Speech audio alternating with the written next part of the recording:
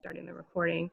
So my name is Zinnia Willits. I'm the new executive director of Southeastern Museums Conference. I've been in this job for just over a month now, and what a month it's been to be a new on the job. I'm sure everyone has seen the announcements that we will not be gathering for an annual meeting this fall, and that was a really difficult decision for us to make.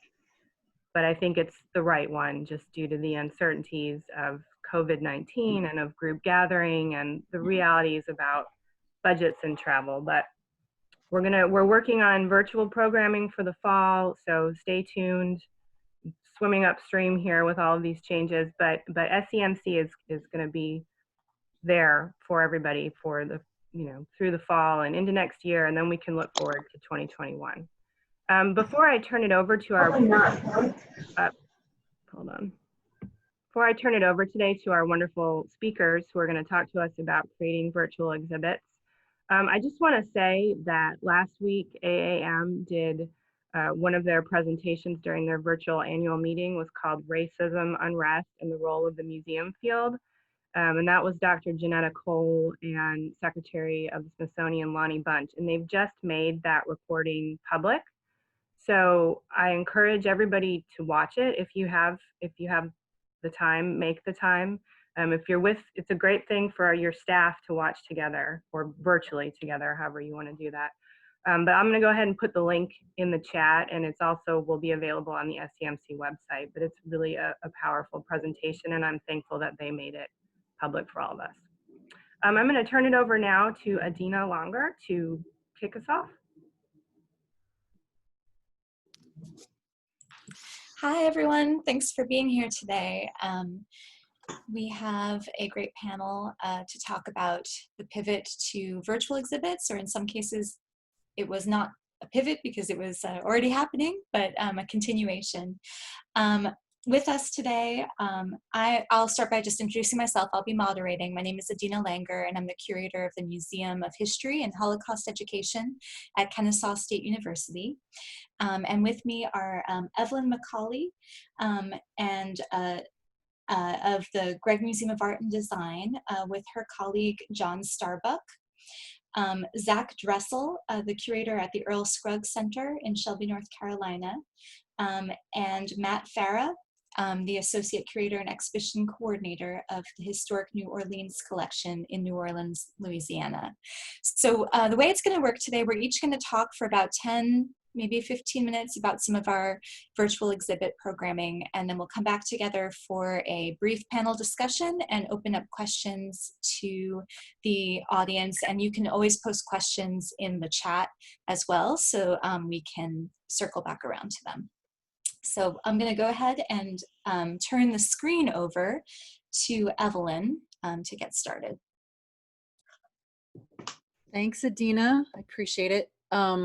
And I'm just going to go ahead and share my screen right now so that you all can see the presentation. If you can't see it, please let me know. I have the chat window up. I am honored to be a part of this conversation. I am the Marketing and Communications Coordinator for the Gregg Museum at NC State. And just so you know what we're going to be doing through the presentation, I'll give you a brief overview of the museum and then talk about how our tours actually came about. It was sort of a three-stage process. I'll give a brief demo of a couple of the tours that we have up online, although there are multiple ones there, and I would encourage you to go to our website and look at them all. Then I'll turn the talk over to my colleague, John Starbuck, who's going to talk about his process, the equipment and software involved, and some other options to consider. So the Gregg Museum of Art and Design was originally established as an art collection initiative at NC State by the College of Design, but they were so successful at it that they ended up with a permanent collection.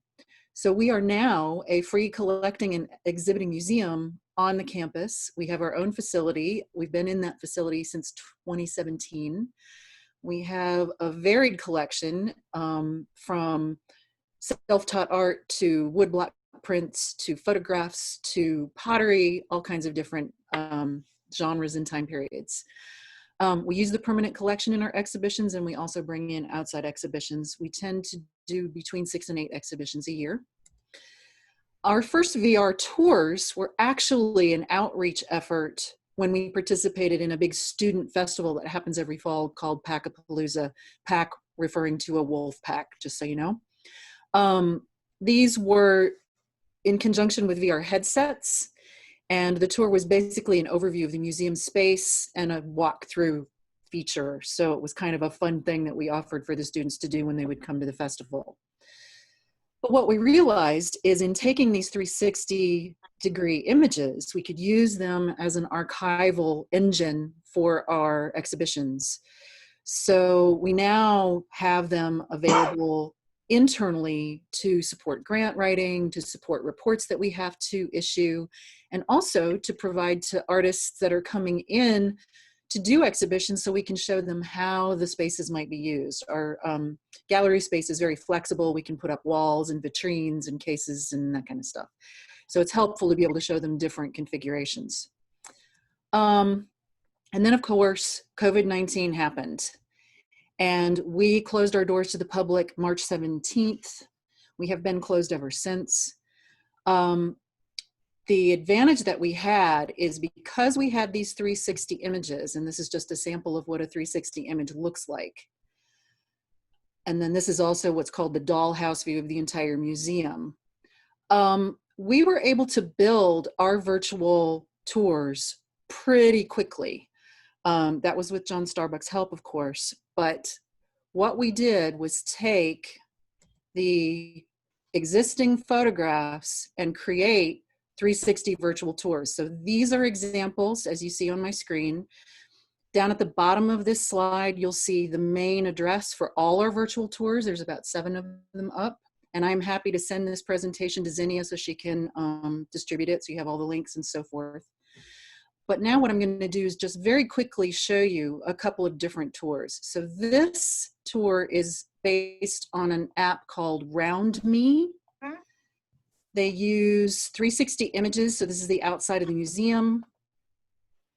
This is another exhibition, All Is Possible, that is up currently. Here's a third.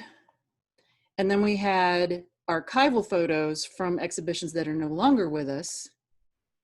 And all I'm doing is using my mouse to navigate this. So it's pretty easy to use. John actually has been kind enough to put this together for this presentation. So if you have any questions about it, he would be the one to ask. Yes, he's the one that actually put it together. So these are pretty simple images. There's no tags, that kind of thing. I would say this show indicates, and these are both Matterport shows that I'm about to show you. The first one that I'm going to show you is All That Glitters. So again, I can navigate by moving my mouse, but the advantage here is I also have this highlight strip. So if I choose a square, it will take me to a section of the exhibition without my having to do anything but click, which is really handy. Especially because this particular show has so many objects in it. These are all items from our collection. And so it's really nice to be able to navigate. What you're seeing here are Matterport tags. Each tag can take up to 1,000 characters. So this is the actual label text that you would see on the wall in the exhibition if you were in the museum physically. And then the other thing that's fun about this one is you can also include videos. So this is our YouTube video. This 20th century Chinese meow flower crown was handmade entirely of stamped silver and wire segments. So we can do deep dives into specific objects. The other tour I'm going to show you is our exhibition of Raleigh native Marianne Shear. She actually came from Ohio, but she spent the last 20 years of her life here in Raleigh. She was a jewelry designer and an industrial designer. This show is up currently. The two things I want to show you about this show is the tags are basically the same. This is label text on the wall, but then we created photo albums of each case so that if you wanted to have a little bit more of an up-close personal feel for each object, you can do that. As you select an object, The donor information is there in addition to the title of the piece. And so there are multiple albums that are linked through these tags. Other than that, we had another company that was from Boston offer us a free trial of their engine for virtual tours. In this case, this is actually an app for a mobile phone. This is the desktop version that you're seeing now, so you can actually do both. And when you select View Exhibition here, you get time as creator. When natural forces are harnessed to act on material. And obviously you can include audio. So we tried two different platforms, basically, Matterport and Linger. And with that, I think I'm going to turn this over to John and let him talk a little bit more about his process of creating these tours for us. So John, take it away. Yes, thank you, Evelyn. My name is John Starbuck. I'm a marketing web development specialist at NC State Division of Academic and Student Affairs, and we are the parent department of the Gregg Museum. And so when we decided to create a Matterport tour of the museum, I had already finished doing our principal job, which was creating an online tour for university housing. So all of our residence halls and apartments are all done in virtual tours. And we knew we had this software and hardware package that I knew did not have to end at university housing. So we have the museum and we have the university theater and things like that, that also we were able to use that to capture. At first, we captured the entire museum and all of the grounds and just made a very sneak peek view of Gregg Museum. We wanted to avoid problems with copywriting and patents on the artwork. So we didn't want to focus really clearly on the items. We just kind of wanted to show them that what the museum looked like and how everything was situated, but also encourage them to come there in person. The difference was that when COVID-19 closed the university and the museum, we knew that we needed to kind of more tell a story of the exhibitions in there. The example that Evelyn shared with you, the All Is Possible tour, there's a real story behind that, and that's that the artist was actually making wearable medical devices 50 years ago. So there was a story that you would not see that story if it was not for all the embedded videos and photo galleries and the actual text of all the tags. So that's why we decided to create individual tours of each of the exhibitions, rather than just have one broad tour of the entire museum. I also wanted to say that Matterport, going back to the slideshow, Matterport is hardware and software. When we started back in 2017, we bought the camera brand new. And Matterport was really about making cameras for real estate. At the time, that was state of the art, but that camera has not been updated since 2017. It's still a fantastic camera, but it's very expensive. Now Matterport is more of a software hosting company, and their business really has changed. They are starting to support the use of third-party cameras to upload into the portal, and users can actually use their iPhone or iPad to capture 360 views for uploading. So this is the Matterport Capture app, and you use the camera along with an iPad, and each one of those blue dots is a 360 photo that I took using the Matterport camera. That is a 134 megapixel image on each one of those blue dots. That all those blue dots, all those images are uploaded into the Matterport cloud and stitched automatically. So you do not have to worry about stitching. It will email you a link in about 24 hours when that is done, and you can edit it and finish it up. Okay, Evelyn. This is the dollhouse as Evelyn showed you. It shows that you actually get a 3D rendering of the space as opposed to just a 360. Here's the information about the camera. The equipment is about $5,000, and the hosting each month is about, if you have 25 spaces, about $69 a month. Now that, the reason why I mentioned that is because the costs are coming down quite a bit. You can use Matterport and just use it as the hosting, but buy one of these less expensive cameras, which we also have, and it will save you a great deal of money. You can also download all the statistics from the spaces from their dashboard. And we have right now at NC State, we have 185 spaces that have virtual tours. So this is just the Gregg Museum's spaces. This shows a few examples and case studies that I think would be very helpful if you're interested in digging deeper into this. And the helpful resources are two terrific videos that are on YouTube. The first one is all about the best virtual tour software, and the second one is about the best virtual tour cameras, and both of those are fantastic resources. And I think that's about all I have. So that, I think, concludes our presentation. If you're interested in getting more information about the Gregg, this is our contact information. And then, as I said, I will make sure that Zinnia has the slideshow, which includes my email and John's email, should you have any specific questions. And thank you so much for your attention. We appreciate it. Wonderful.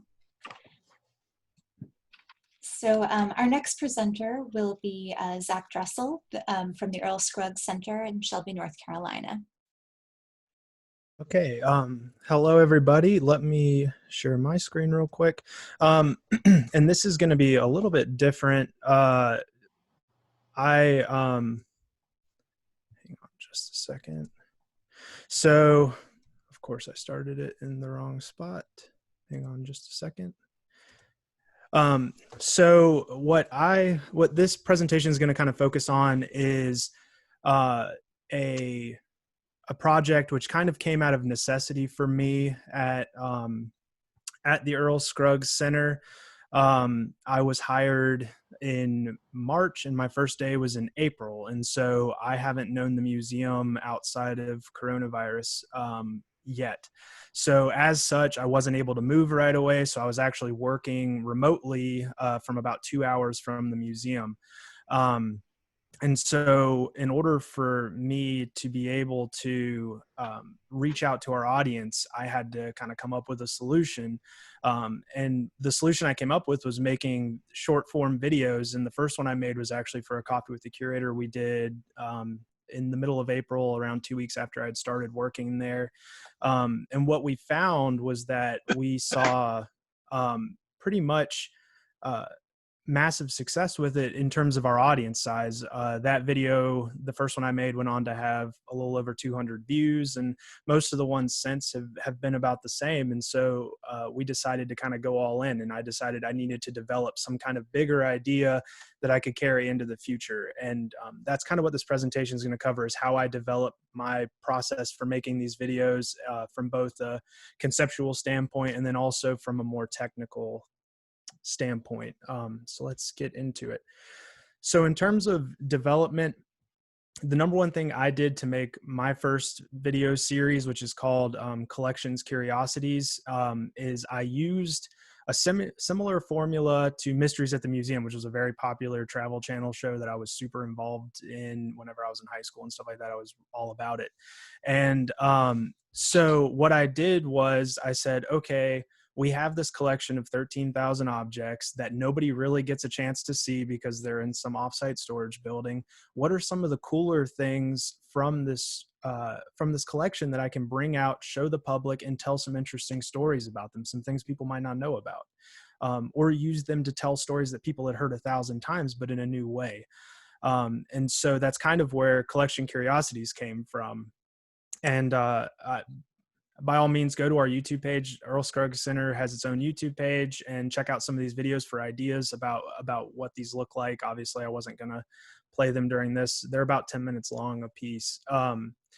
But the biggest thing is to, I assessed our collections, and then I found the really good stories out of there. Out of 13,000 objects or whatever, I maybe came up with a good dozen that had these really great, substantial stories that I could tell in an entertaining manner.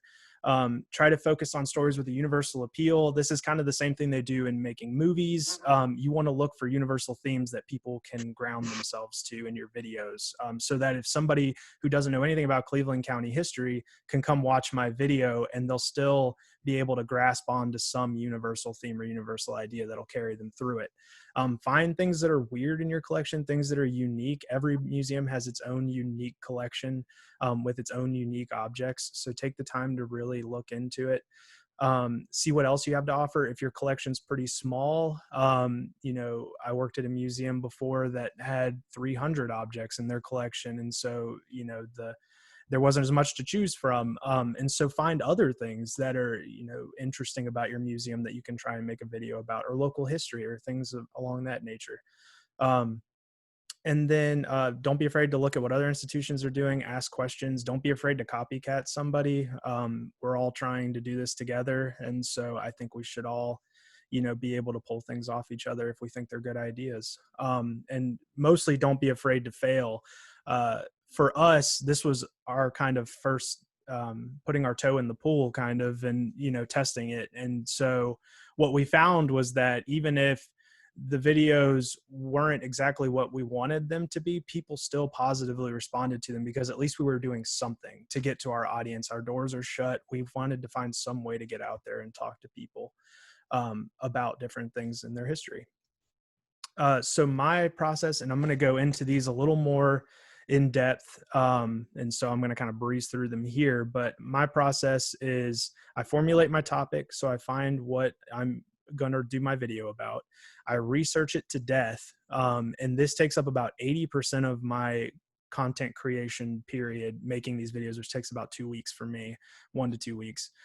80% of that is just researching. I research, because you want to have enough facts to pull and enough interesting tidbits to pull to be able to piece it together into a 10-minute video. I write my script. I gather different media to go along with it. I record different things, and then I piece it all together in an editing software, and then I upload it to YouTube, and then our marketing person cross posts it into Facebook, which is where we see a lot of our traffic. So formulating your topic, again, this goes back to development, finding stories that you personally love. If you're going to spend, I spend sometimes 30, 40 hours researching a topic. If I don't love it, I'm going to get burnt out really fast. So make sure it's something you're passionate about, and people can pick up on that. What are old stories that are floating around your community that you could try and reinvigorate with another point of view or another perspective? That always is great, and people really appreciate it. Again, find things that are interesting in your collections, and take this as a moment to think about your own community, and not try, the point of these videos, for us at least, is not to try and get somebody in California to watch our YouTube channel. It's trying to get people in our own local community, our members, our audience, to kind of do this. Again, researching, finding different perspectives, finding all the information you can. Obviously, the archives are kind of shut down right now. So what you can do is, go to different outlets, look at newspapers.com, look at Ancestry. These are things I use. Look at your state archives. North Carolina has a database for this. That's really great. Look at university collections. Every university has a digital collection, and it's fantastic. So then writing your script, make sure you find your central narrative and, you know, a thread that you can pull through the entire story, and then use facts and details to build up on that thread. Make sure you're writing like like you would talk normally, like you're telling somebody a story, because that keeps people engaged and entertained. Be concise yet entertaining. Again, this is kind of, you want to fit it into a 10-minute video, so don't feel like you have to come up with 5,000 words about what makes this object great. Come up with 2,500 words that make this object great, and then try to hit all of the major points in that 2,500 words. And then get your colleagues involved, do some peer editing, have them read over stuff to make sure that your tone is right, make sure that you're saying things that need to be said. For me, it was fact checking, because there are people on our staff that have been in this community a lot longer than I have, and I mispronounced 95% of the names in all of the videos I've done so far. So it's nice to have people who can check that for me, because people say names kind of weird around here. So gathering media, you want to make sure that you're looking for videos, audio, photographs, things that will go along with your narration. Think of like a Ken Burns. I make very Ken Burns style documentaries, you know, where I have myself talking, I have some nice music, and then I have these videos, audio, photographs all going at one time. So that way people don't get bored. You know, there's something flashing in front of them that they can look at while they're listening. Recording your narration. You want to make sure to use an okay mic. You don't have, this is the beauty of this type of project, is it has the opportunity to be very low budget. My budget for this was about $0. I just happened to be a musician, so I had a lot of this recording equipment already. We already had Premiere Pro, which is the editing software I'll get into in a minute. I had my iPhone because I needed a phone. You know, these are things that I could just pick up and go. And what's nice is I didn't have to get a budget approved. I didn't have to wait for money to come in. I was able to kind of hit the ground and run almost immediately. So recording videos and photographs, like I said, I use my iPhone, and I use an app called Movie Pro to do the video, and it has stability control, which is really nice to have because I have a very shaky hand. And then it has focus assist and other kind of tools to help make professional looking videos. This is what my audio setups looks like. I have just a condenser mic running through a USB audio interface, running into my computer, which goes through a program called Audacity, which is what I record in. And so this is about a $200 setup, probably. That's probably all I've spent on it so far. And it doesn't even have to be this complicated. You can get something like a Blue Yeti microphone, which has a built-in USB cord. You just plug it into your computer, boot up Audacity, which is a free program. The mic costs you $100, and then you're ready to go. You have great quality sound, and you're able to kind of start making videos right off the bat. And then I use Adobe Premiere Pro to make the videos. Like I said, we have the Adobe suite just because we use Photoshop and InDesign and things like that. As for me as a curator, I use those anyways.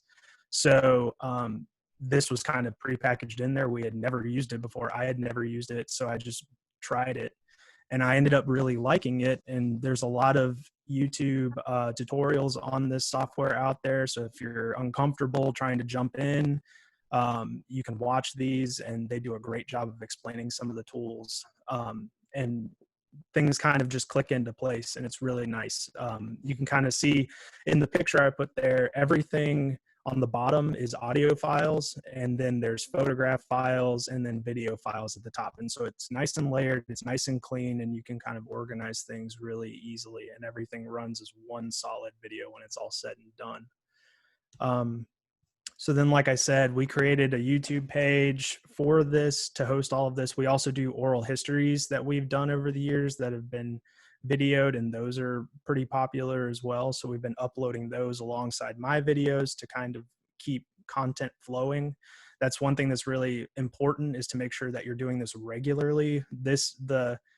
My videos go up once a month, and it's once a month. People can rely on that. And when people can rely on that, that's when you get your subscribers to come in, because now they know that content's going to keep coming.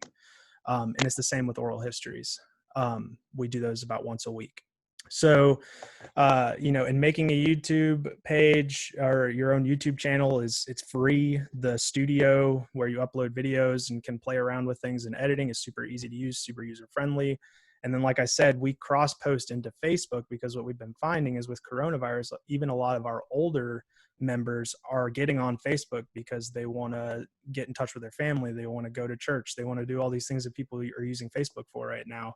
And so they have a Facebook page. So we can reach them there, and then that'll take them to YouTube. Even if they don't bother with YouTube 95% of the time, it still gets them there and they'll still watch the videos. So like I said, these average about a couple hundred views a video, even the oral histories. So it's been pretty successful on our part. We're trying to get our subscriber numbers up. We're at about 45 right now. But like I said, a lot of our traffic's from Facebook, so it's hard to get those people to hang around. But yeah, so that's kind of more of the basics of it. This is Ken Burns, and it's doing a Ken Burns swipe, and I love that GIF so much. But this process is supposed to be about having fun, and make sure that you're taking the time to remain positive, have fun with this, get creative, get your staff creative, get people involved that don't normally get to be involved with the creative process at the museum. That's what I've gotten to do, and people tend to enjoy that. It's a nice little respite from all the stress that's going on right now. But yeah, so that would be the end of my presentation. Fabulous. Zach, you had one person ask a specific question. Do you include people in the video doing the talking, or do you use voiceover? I use voiceover. Well, the last one I actually did both because I was able to find audio from Lady Bird Johnson talking about somebody from my video. So I was able to just splice that in. But normally it's just voiceover. And like I said, I write my script and then I read it and I do my own narration because obviously right now I'm not finding narrators to come hang out, so I kind of do it on my own, more or less. Great. And thanks. I also see, sorry, just real quick. I saw somebody also said, they were asking the editing software, and that's again Adobe Premiere Pro is what I use, and it comes with the normal Adobe suite package. It's involved in that, and nowadays they do like a monthly fee, so the entry fee isn't as bad as it used to be for museums, even smaller ones. Excellent. So our next speaker is Matt Farah, the Associate Curator and Exhibitions Coordinator at the Historic New Orleans Collection. So I'm going to turn it over to Matt. Good afternoon, everybody. So I'm going to, it's my turn to share a screen.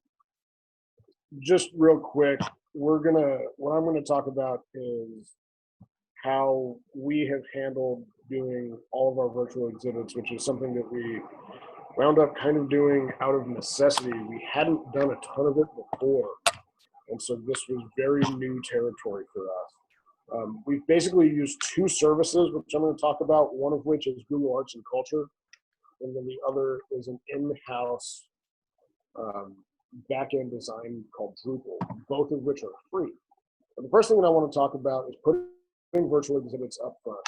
So when you're stuck in this situation where you can't have people in the museum, and I understand that's changing for a lot of people, you want to make sure that people know that they can see exhibits anyway.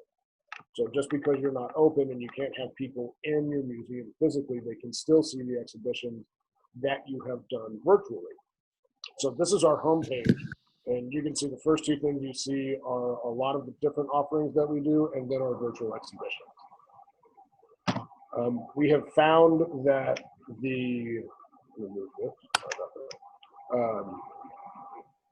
virtual exhibits have been extremely popular.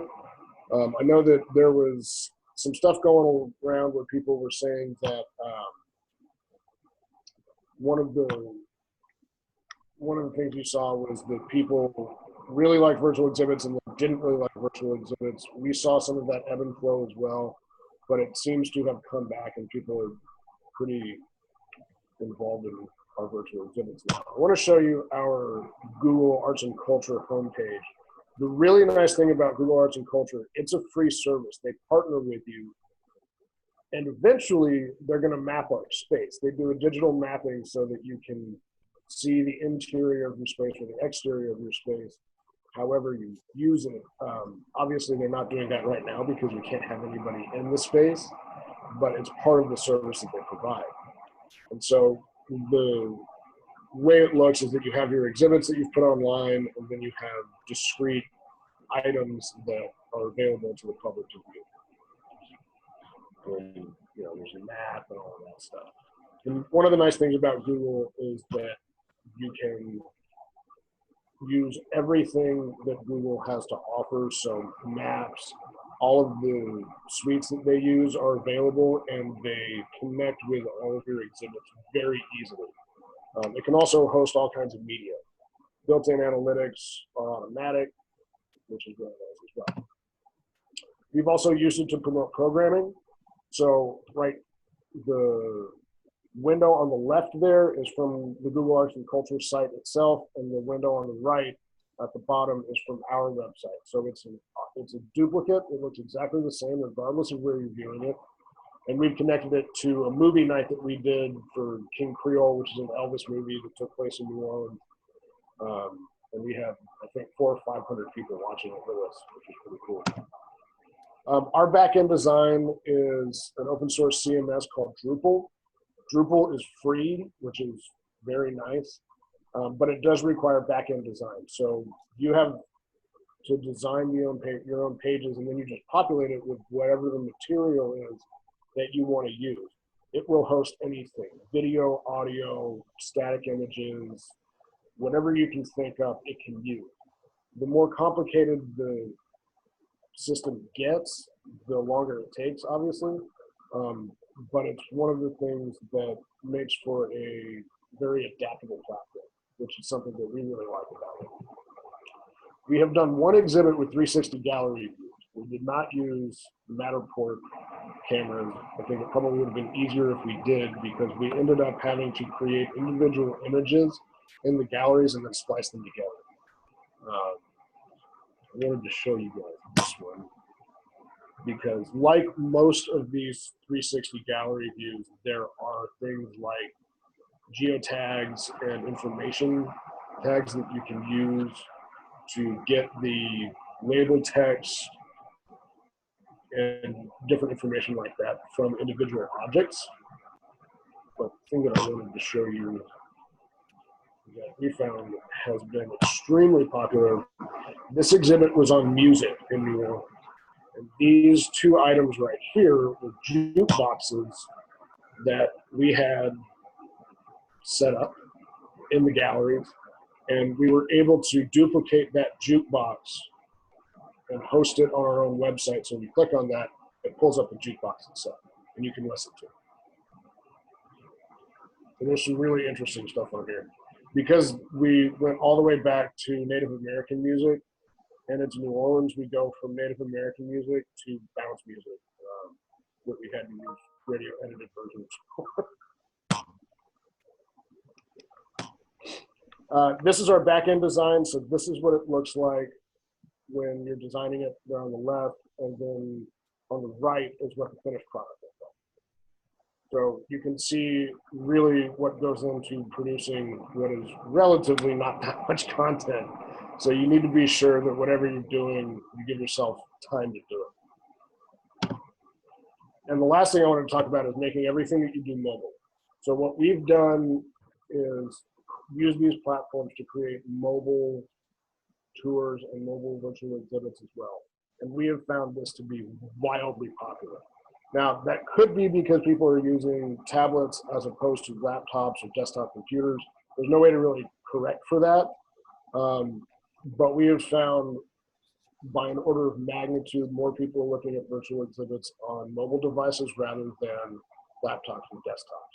So whatever you're doing, you need to make sure that the platform is adaptable to a mobile viewing system. That way it doesn't have a lot of lag, everything fits. But you can see that, I mean, I just took screenshots of these off of my phone. And if you look right here, like this is a transom window that was on the regular page, and when you blow it up, it blows up and it looks great. So it's really important to be able to have that kind of adaptability in the program. This is my contact information if anybody needs to get a hold of me.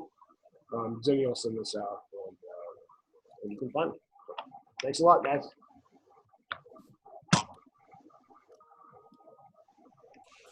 Wonderful.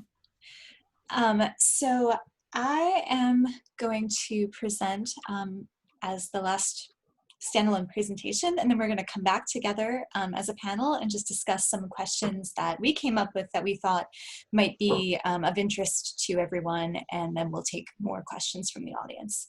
So let me go ahead and share my screen.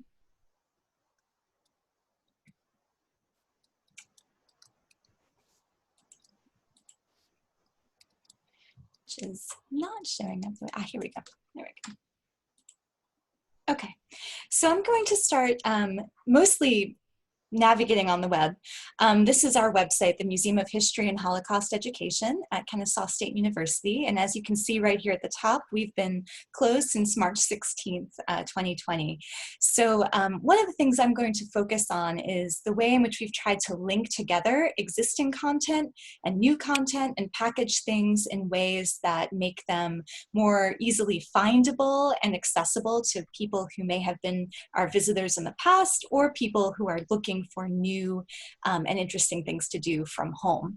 So we structured our homepage to focus on digital education. So as a Holocaust education museum, our primary audience has traditionally been 5th grade through college students, with additionally faculty and staff and university students, and then older adults. We're not usually open on the weekends, although that's changing a little bit. So digital education, looking for those education opportunities, is paramount. So you can see here that we put our online exhibitions into this digital education category among many other offerings that we've been creating using all kinds of available technology. So looking at our online exhibitions, our exhibition site includes categories for basically informative websites about existing on-site exhibitions, traveling exhibitions, and then specifically our online exhibitions. I'm going to start with Georgia Journeys. This digital exhibit, digital exploration, predates COVID by 4 years. So this opened in 2016 in conjunction with a permanent exhibition of the same name. And what Georgia Journeys does is allows visitors to explore individual people's lives, so veterans, homefront workers, and Holocaust survivors across space and time. So you can explore it informally, just using this map. We have a lot of moments that are right in the middle of the ocean, or you can explore by journey.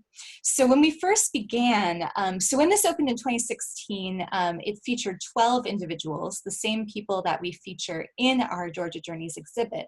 And it has since grown to 32 journeys. And one thing that the pandemic has allowed us to focus on is allowing more people to create content. Just within the past 3 months, we've added, at this point, let me scroll all the way down.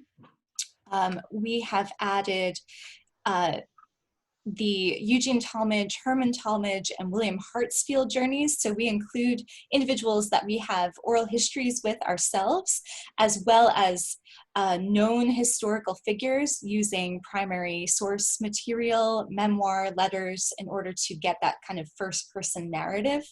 On all of these are linked directly to the Georgia Standards of Excellence. We also were able to use this time to launch a virtual internship program in our museum, and all of our interns are working on digital content.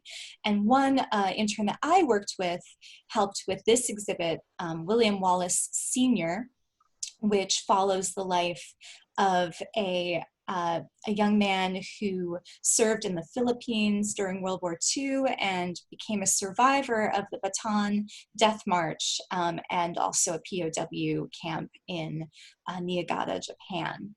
So this you can see all of our journeys. This is the Curatescape skin, essentially, for the Omeka platform. So if anyone's familiar with Omeka, this basically turns objects into stories. So your most basic element is what's called a story. And every story in our Georgia Journeys exhibit includes first-person testimony and some kind of primary image. And there's also room for additional images. Everything has metadata associated with it, and a location on, this is the OpenStreetMaps platform. We also tag with subjects and themes to allow for different kinds of exploration by our visitors. So the other journey that we added during this time is that of Susan Heinemann Berman. This is a Holocaust survivor family story, and this links directly to an exhibit that was meant to open in March called The Tragedy of the St. Louis. So this is a physical traveling exhibit that we produced that always intended to have a digital component associated with it. But instead, we've been able to focus primarily on this digital component to her story. This story here is also linked to our,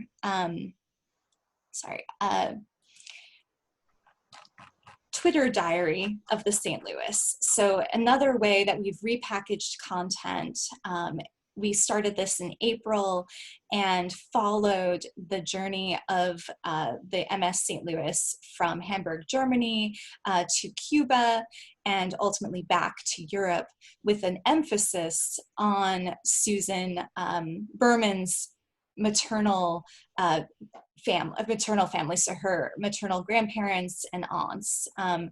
Four members of that family were on board the St. Louis.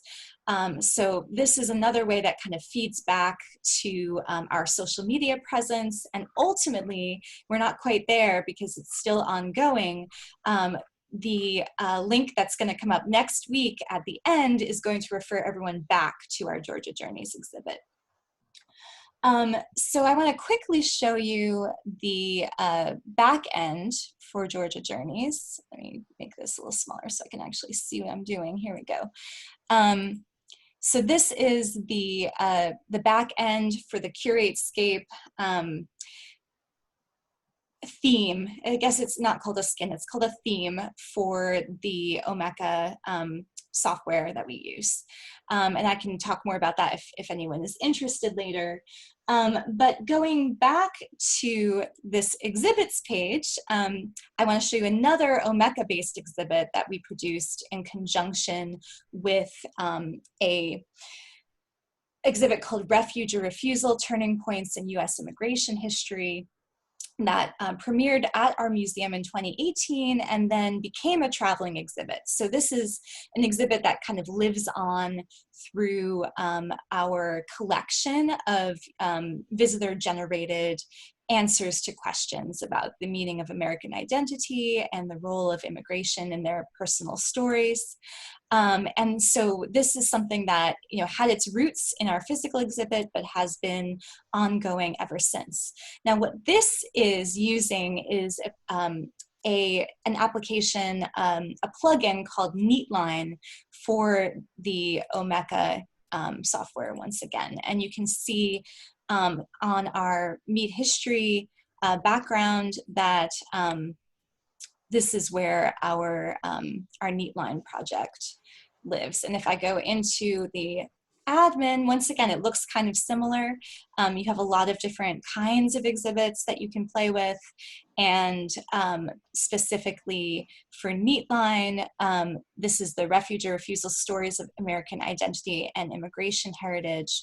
And if I go and click on it, this is what the back end looks like in terms of adding records and placing them on this map. All the color coding is customizable, the zoom levels are customizable. So this is something that's an open source project that's still being developed that you can play with. So Finally, I want to share with you our foray into the world of 360 virtual tours. We are using a program called SeekBeak, which was also created for real estate initially.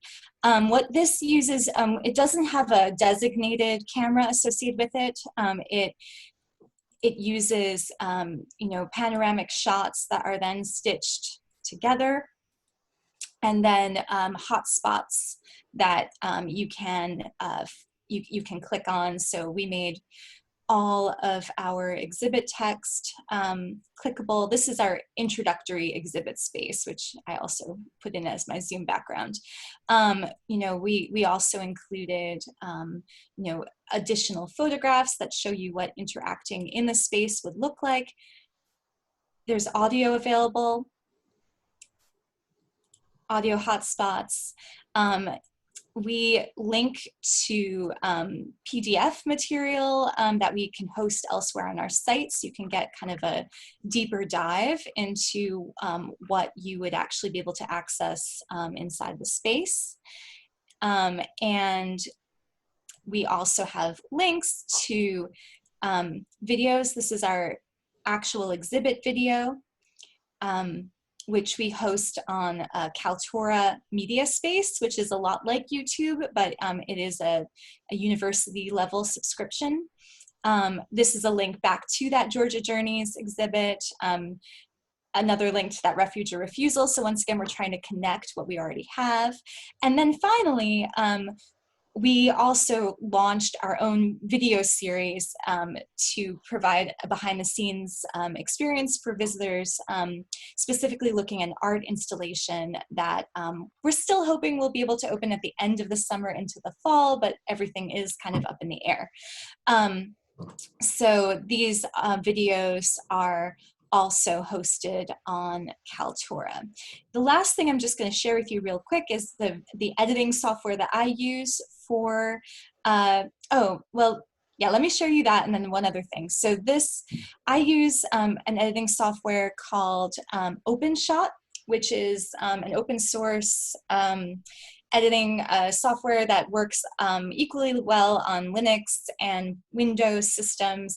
It's a lot like iMovie, which I had previously used, but I don't have easy access to a Mac computer. But it works very similar to Premiere Pro. I just found it a little bit easier to use for my own level of adeptness with video editing software. So I'm going to make that go away. And then the last thing I just want to show you is our analytics. So we use Google Analytics for our Georgia Journeys exhibit. So I can bring that over here. Average time spent per session. Interestingly, it went up after the start of the pandemic. I think people are spending more time on these virtual exhibit sites.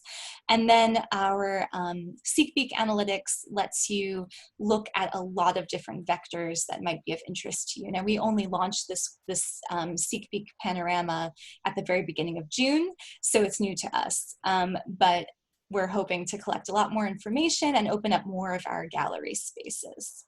So I'm going to go ahead and stop sharing my screen and just want to look real quick and see if there were any specific questions for me.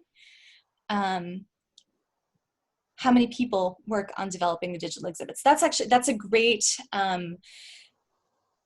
and is SeekBeak free? So these are both questions that we're going to actually address in our group conversation.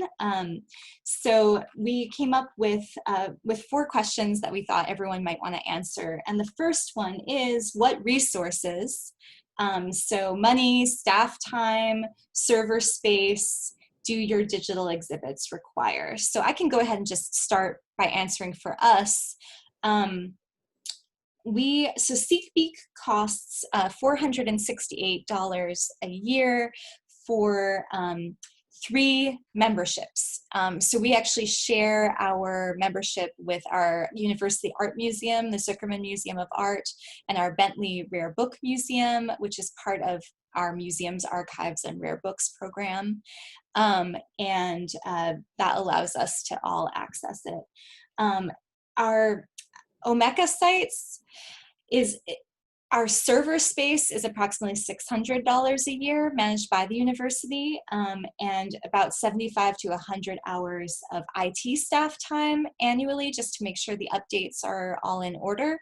Beyond that, it's purely how we allocate our own staff resources. So whether it's curatorial or educators or members of our exhibit travel team who've been stuck at home and now have more time for helping with research projects, that kind of thing. So anyone else want to answer that question, resources and staff allocation? One thing I wanted to make sure that John and I were very clear about, we are restricted in one way in that we have to use WordPress. That is the standard for NC State for all websites across the university. So what that means is some plugins we are not allowed to simply install on our own. We have to go through IT and get permissions and that sort of thing because it would affect the entire website. The other thing I wanted to make sure we were clear about is most of the content was information that would have been developed for an exhibition anyway. All the label text came from the exhibition documentation. In the case of All Is Possible, we had beautiful professional photographs taken because we were developing a catalog along with that exhibition. So there were lots of pieces in place in order for us to do these as quickly as we were able to do. John, do you have any other comments about that? You're muted. Okay, sorry about that. There are no additional fees for the museum for the Matterport because the NC State subscription that we have has 200 spaces in the professional level, and we're only about 185 right this moment. So the museum spaces were free. We didn't have any additional costs, and my time was just free. I'll say that as far as additional costs, we didn't have any. So I don't think we've allocated a single dollar to my project so far. YouTube's a free platform. We already had the Adobe suite. I already had all the recording equipment myself. That isn't to say we aren't going to invest in it in the future. We're working on some grants to grow this program, but as far as Upstart, we haven't spent a single dollar on it so far. Yeah, but my time allocation is huge. I should say that. I spend a lot of time on it. Sorry. And it's just me. So it's very time intensive.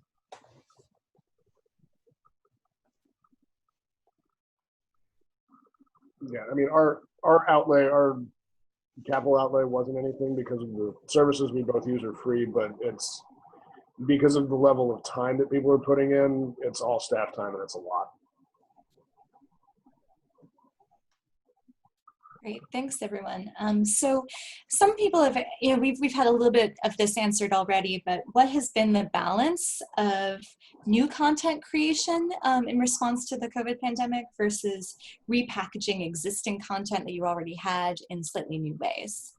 For us, it's been a lot of that kind of repackaging and then more resource allocation, more time allocated to existing digital exhibits in this space. In our educational spaces, we've been pouring a lot of additional time and new resource creation during this time. So it's always a balance of curatorial versus education anyway. As for the Gregg, we did have the photographs already available for the virtual tours, but the virtual tours that are online now are brand new. This is the first time that we've actually published them on our website. In addition to that, we've started doing what I'm calling deep dive videos into specific objects. We're also doing some interesting tours in the collections area, which is not accessible to the public. So our associate director has done what we're calling drawer tours and shelf tours, And all of that is being posted on our new YouTube channel. So most of the content that we've created, I would say, since COVID-19 is brand new. And if I could add to that, I think each time the Gregg Museum adds a new exhibition, we can probably expect to spend an hour shooting the photography. And Evelyn and I have discussed how because the tags in Matterport can only accommodate up to 1,000 characters, to have the editors, when writing the wall tags, to also write a condensed version for Matterport. Mm-hmm. Just keep that in mind when the exhibition is curated. Yeah, that's a good point, John, because we spent a lot of time going back through the label text editing into 1,000-character chunks. That took a lot of time. So if we could anticipate that, and I think we will start to do that, that will take a huge bite out of the number of staff hours that have to go into something like this. Thanks for mentioning that. Yeah, and I also wanted to mention the ADA accessibility, as we got a call about a month ago from our university ADA accessibility coordinator saying your tours are not ADA accessible and we have to take them off. And I said, oh, this is not a really good time to take our virtual tours off because everybody's home. So we did work with the ADA accessibility office to make those accessible. So it was a crunch time of a couple of days of going back and making sure that everything was accessible, but it is now. As I said earlier, we're building our digital media process from the ground up. As a part of this, I think, one of the first curators to kind of take it and run with it a little bit. So we're kind of learning, but our oral histories that we already had, we're repackaging those and uploading those alongside of my videos just to kind of flesh out the content a little more. Yeah. So far, all of the exhibits that we've put up since the pandemic started have been adapted from previous exhibitions. Our first completely brand new exhibit is going to be up, I think, next week, and it's going to be on the Google platform. It's on women's suffrage. So how are you measuring success? We track our Google Analytics. We track the analytics from Matterport. We track analytics from Facebook and Instagram. All of those in combination help us understand which tours are more successful than others. We certainly solicit comments from our membership because they get sent the links in our internal emails and so forth. John, am I forgetting anything? No, just the embedded Matterport statistics and Google Analytics is the best for us. But user feedback is also very good, and we've had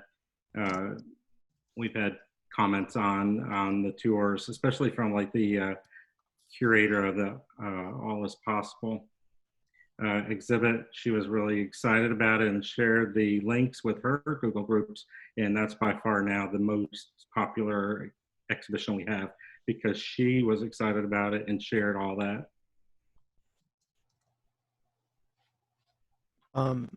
We measure, well, I guess it was kind of a surprise because I did our first coffee with the curator my second week with the museum, and we had an attendance of around, I think we topped out around 28, which is on the high end for our normal coffee with the curators. And then the video that I posted alongside the coffee with the curator, once it hit around 100 views, that's when I said, okay, maybe we have something we can work with here as far as a base. And so we kind of built off that. And like I said, every video, oral history, or ones that I have made have been in the hundreds of views. And so that's kind of how we've been measuring our success, as well as, you know, things that people are commenting on our Facebook page and things like that. And so far it's been very positive. People have used it as a discussion source, which is great. People are using it to, you know, get nostalgic and to remember things. They say, oh, I remember such and such that you talked about in your video, or I remember that place or that thing or whatever else. And so we've been having a lot of engagement with it, which is great. Yeah, I find that combination of the deeper engagement, more qualitative kind of data, versus the quantitative data. Both of those I think are really important and useful. So one of the reasons I like to track, we track with Google Analytics, but I'm interested in how long are people staying on the site? Are they a new user? Are they a returning user? SeekBeak, as I mentioned, has its own analytics with a number of different reports you can include. And then we also use Hootsuite to handle our social media platforms, so both Twitter and Facebook for us, and I think for our sister institutions and museums, archives, and rare books, they also, I think, use Instagram, and you can kind of look at what's driving traffic, what isn't, and where are people, returning to or re-engaged with, that kind of thing. So a combination of all the analytics is helpful. Yeah, one of the things that we've found is that tracking social media page views and how social media has been driving access to our website, to the virtual exhibition pages, has been really, really valuable, because it sort of shows us where people are coming from and how they're getting there. There's been a pretty clear delineation in sort of the age demographic by who's using what, and the age trends downward from Facebook to Instagram to Twitter, which is something that we have found has been very interesting. It's fascinating. So our last question for the panel is, what have you learned from your work on these digital exhibits that you hope to sustain once your museum returns to more normal operations?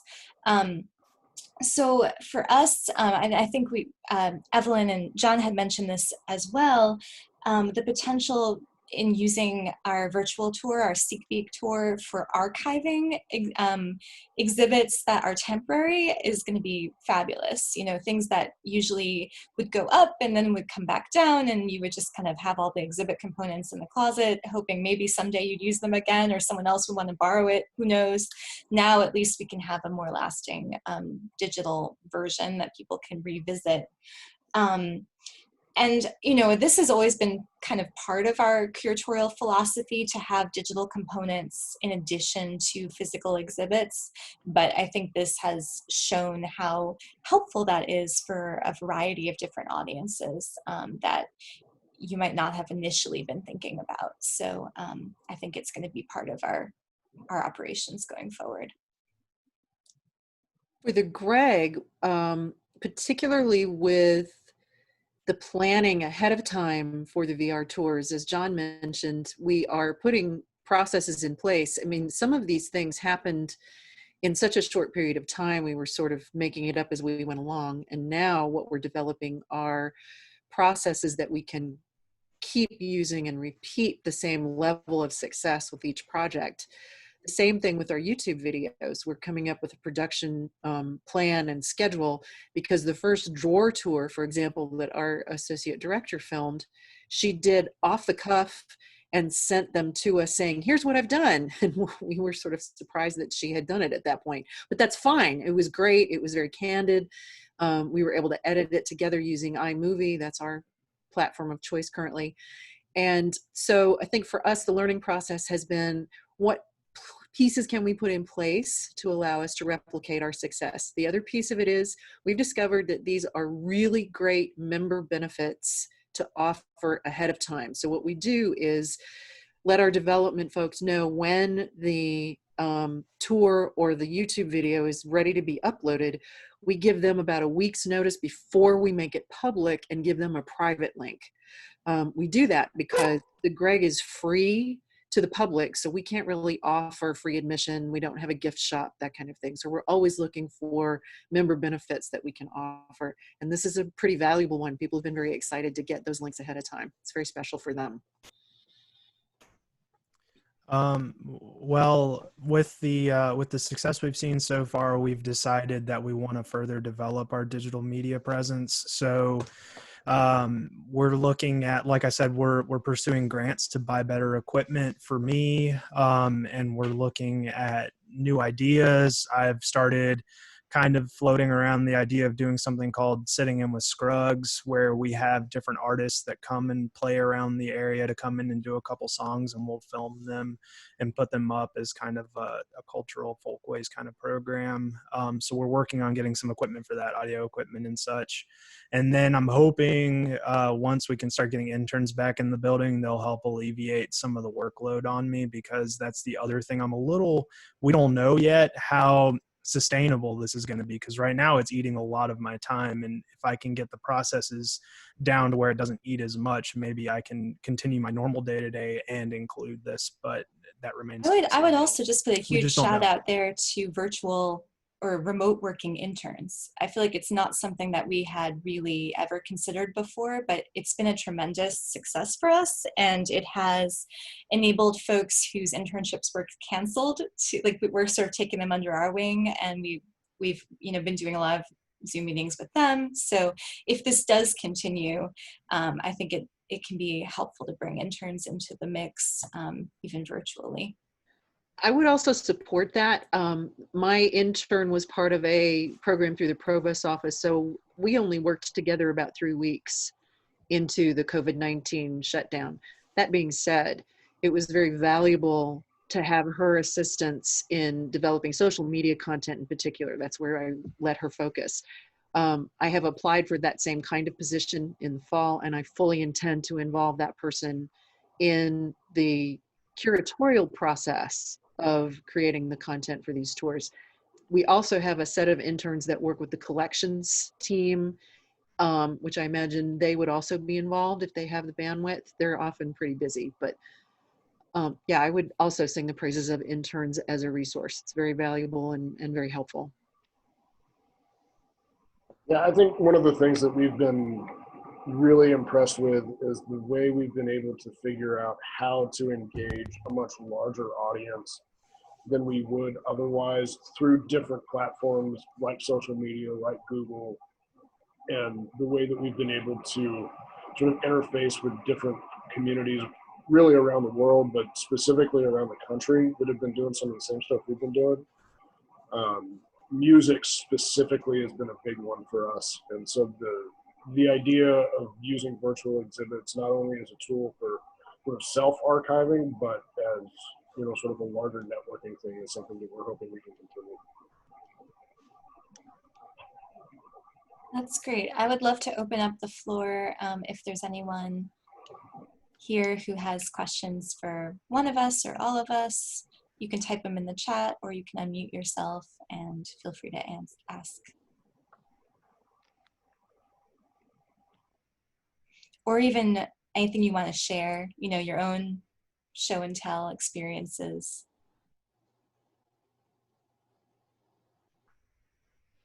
I think the silence probably indicates that everyone is saturated from, but on behalf of SEMC, I want to say thank you to all of you. Those were great presentations, really useful, practical information. And obviously you're all very busy working on these projects. So creating a presentation in addition to what you're doing for your peers is something special. And we all appreciate it, and these will continue. The idea for this there was some Facebook chatter on one of our accounts where someone was asking for sessions on virtual exhibits. And so I put out a call in the e-news, and all of these fabulous people responded and said, sure, we'll do an exhibition. We'll do a presentation on what we're doing. So thank you all. And the session was recorded. I'll probably edit out all my babbling here at the end, but it will be up on YouTube if any of your colleagues missed it, or if you want to go back to listen or find some of the other information. I will go ahead and save the chat and clean that up a little bit, and can send it out also to everyone who registered, so you'll have all the links and the great information. And I just want to say thank you for coming. SEMC will continue to put together these topical Zoom meetups throughout the summer, and then we'll have more formal programming, not to replace the annual meeting. Nothing can replace our annual meeting, but to continue to have professional development opportunities throughout this fall. We're working hard on that right now. If you have suggestions, I'm always available. My email's all over the website and everywhere else right now, so you should be able to get in touch with me.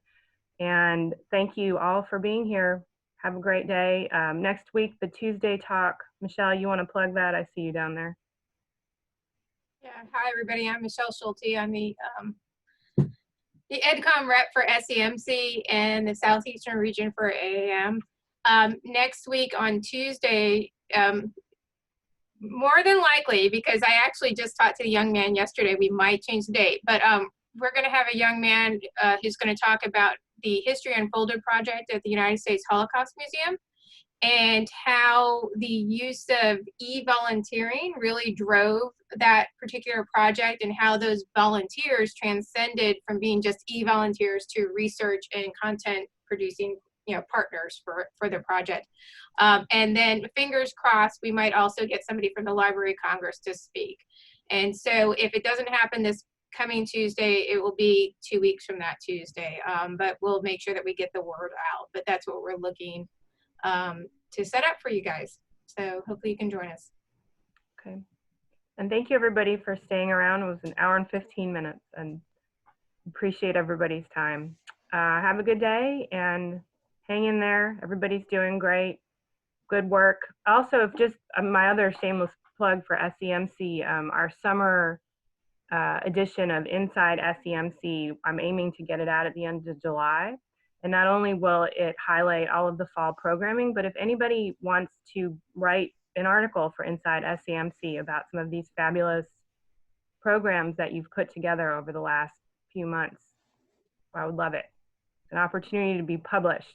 Goes out to over 3,000 people across the Southeast. So think about it that way too. All right, thank you all. Bye-bye, Thank you, everyone. everybody. Thanks for arranging this, Zinnia. Thank you. Take care. Bye. Bye, Zinnia. Thanks. Zinnia, do you save the chat? I do save the chat, yes. Okay, fabulous. Thanks. Okay, bye.